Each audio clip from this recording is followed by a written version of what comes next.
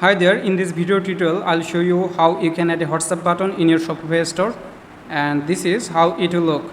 So let me show you how you can add this. Okay, I'll use an app. So I'm searching for the app with keyword insert code, and this is the app I'll be installing. Clicking on it, click on the install button.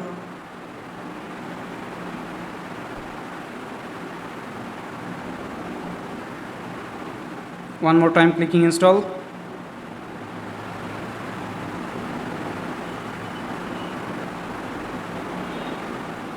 Okay, the app is already installed, but the app is not connected with your theme.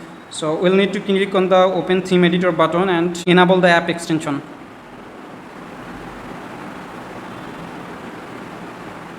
Okay, the app extension already enabled. We just need to click on the save button. And let me go back to the app page, and the notice is gone. So we will go to the library menu, and here is a already ready-made snippet available, WhatsApp chat widget. So we'll be using this snippet directly. Clicking on the use snippet and add to my snippet.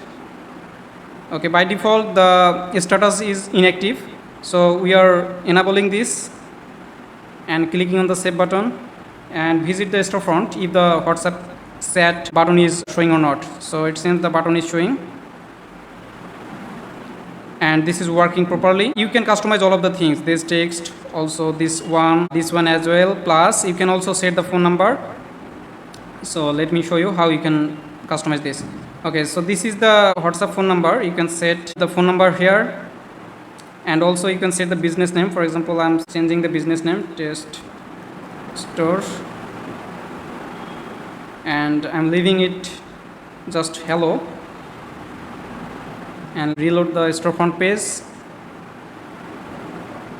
Here you can see that the store name is changed to test store, and as well as the text is showing. By default this is the default input message.